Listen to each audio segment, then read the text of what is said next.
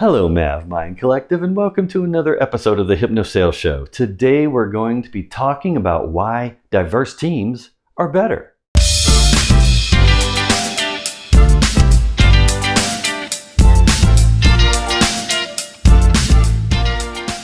If you work on a team right now at a company, either you work on the team or maybe you lead the team at the company you work for, whether it's small, medium, or large company, chances are pretty good that if your team is diverse, you're going to be way more successful and more productive than you would be if everyone was the same. If everyone on the team is the same in all these different ways. Like, for example, maybe they all went to the same university. Maybe they all have the same background. Maybe they all look the same. Maybe they all act the same and behave the same. They think about things the same. They have the same exact expertise. You're only going to get so far with your productiveness and your effectiveness as a team over time. So if you're a company that's trying to scale and grow and become bigger and more dominant in your industry, then the more diverse your team needs to become.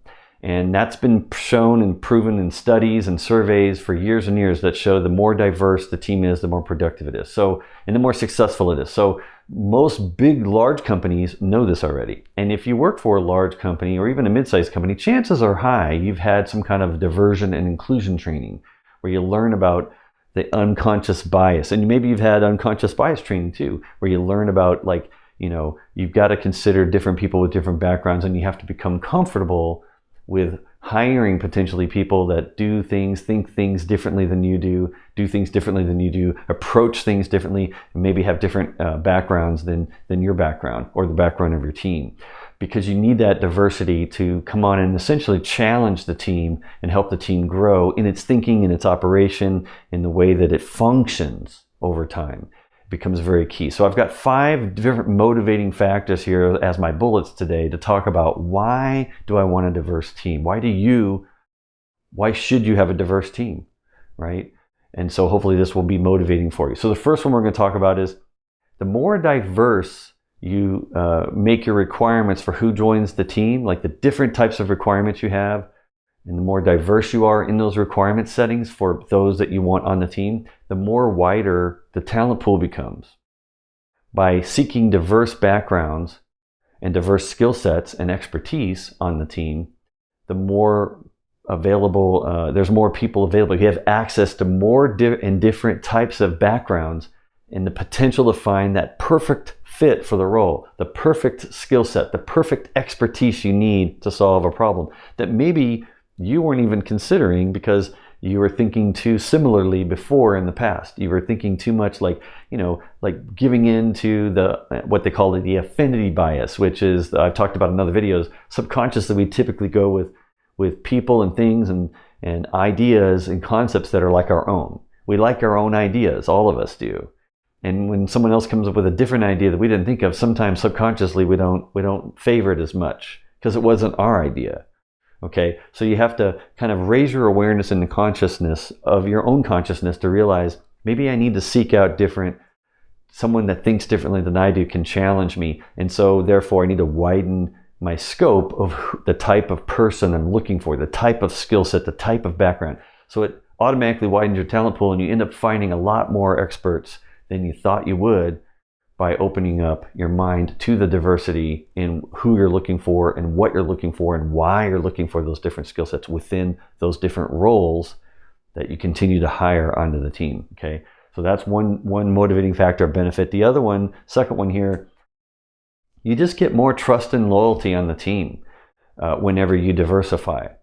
People typically, when they see management and they see the company hiring diverse backgrounds and diverse skill sets, it shows the team itself, it shows the people that work there, the employees of the company, that management, and that, you know, from a planning and strategic perspective, the company understands the value of bringing different skill sets on board. Okay, so they start to have more faith in the company. Like, wow, the company really gets it. They're being more strategic. They understand that each of us are different, and it's okay for me to be different. It's okay for others to come on and be different in their skill sets and backgrounds, so we can all like learn and grow from each other. So we end up getting a lot more trust in the company, trust in each other, and you get a sense of loyalty, because why would you want to go work somewhere else where everybody thinks the same when you can be here at this company where everybody is encouraged to think differently and to grow their own skill sets and become better at different things? Because at the end of the day, all of us want to know we have a path, a career path. We want to know and feel comfortable and safe that the company's looking out for us. So when the company starts to hire more diverse backgrounds, diverse expertise, bring in different skill sets, it gives all of us hope that, hey, maybe we can learn from each other and we can grow. And then we have the sense of belonging that happens, where we feel like, hey, I really belong here. This is like unicorn team, and I'm one of the many unicorns on the unicorn team. And so the unicorn team idea becomes something that's very attractive. So it attracts more people. People feel loyal and they feel like they belong and they don't want to leave. So you typically have better retention as well as a result of this trust, loyalty, and belonging that you keep building and establishing within this diverse team as it grows over time. Okay. The other aspect or motivating factor of a diverse team is adaptability. So one of the things I've learned over my career in the different companies I've worked for, the different teams I've been on, the more you scale and grow as a company, the more things are going to change. In fact, there's a saying that I heard a long time ago, you probably heard it, right? The only constant thing is change. Change is the only constant thing that's happening, is change. So you have to realize the more successful you want to become, the more you have to embrace this idea that things are not going to be the same as they were yesterday. What solves a problem today or tomorrow is not the same thing that's going to solve it. You know, it solved it in the past, it's not going to solve it in the future. Like what we used to do is not going to be good enough for what we need to do. That's what I'm trying to say. Okay, so the more diverse thinking you have on the team, the more adaptability you have, and creativity and flexibility you have as a team to be able to address the change and to embrace the change and not let it overcome you.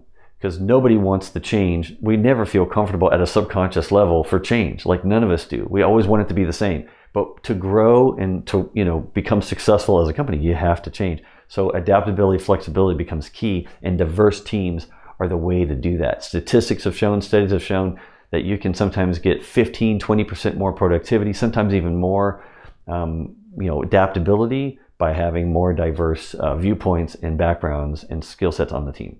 Okay. The fourth one here, you have a lot stronger team engagement when you have diversity, because at a subconscious level, even though we typically tend to side with the affinity bias of being around people and ideas and concepts that we like because they're like our own, they're similar to our own, so we like those ideas that are like our own.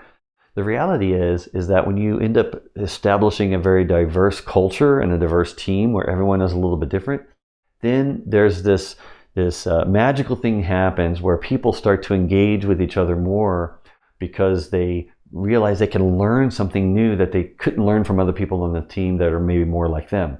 So by embracing the fact that there's different backgrounds, different skill sets, different expertise, we all want to learn and grow from each other. So there's this opportunity that happens on a diverse team where I can learn new things from people that I can't learn from other teams that maybe I've been on in the past, where it reminds me of everyone thinks like I do. Everyone comes from the same school I went to school at. Everybody has the same skill set as me. I relate to them, but I don't really grow and learn from them as much because we all kind of know and we're familiar with the same things.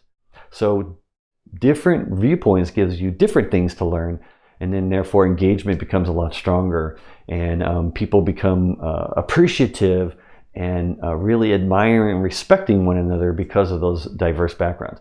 So diversity really, really matters when it comes to engagement, and you have to keep that in mind if you want effective engagement. And more effective performance on the team is really related directly to the engagement that they have with each other, because teams that do not engage with each other don't really perform effectively. So if you want to be really super successful, you want them all engaging, and diversity can help you do that. And then the final one here, it's been shown, like in studies and surveys and statistically, it's been proven actually, you get like 15%, 20% more decision making better decision making than if you have everybody that thinks the same and acts the same and approaches things the same. So it's mainly because you just get people challenging the status quo. You got different backgrounds that because of their background and expertise, they don't agree with the way you're approaching it. So imagine you're on a team that's very diverse and you propose a solution and everybody starts shooting it down. They feel comfortable to shoot it down or to say, wait a minute, have you thought about this? Have you thought about that? And they start proposing new ideas. Again, because of that flexibility in their thinking, they start to help you consider more things you didn't think of before. So over time, your decision making becomes better and improves, and it becomes more effective, and you end up making more of the right decisions at the right time, because you got a more different diverse eyeballs looking at it, different diverse brains thinking about it, and everyone's proposing different potential solutions. And so then therefore you go, oh, okay, and then if you're leading the team, you're going to make the final decision, but it's going to be based on a lot more data and a lot more details, a lot more ideas that you didn't think of before, and that you would not really get if you're on a team where everybody thinks and acts and approaches things the same way. So diversity helps you with increasing your decision making. It creates a stronger team engagement, a sense of engagement, and encourages more engagement on the team because everybody wants to learn from each other. It increases the adaptability and the flexibility and the problem solving, the creativity of the team.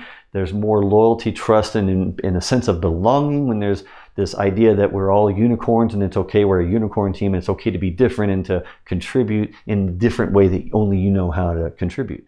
So that always feels good. And then of course, the wider lens or the wider scope you have for a particular type of expertise that you want on a team, the wider the talent pool becomes and the more access you have to potentially finding the exact person you need in that exact role that you have on your team.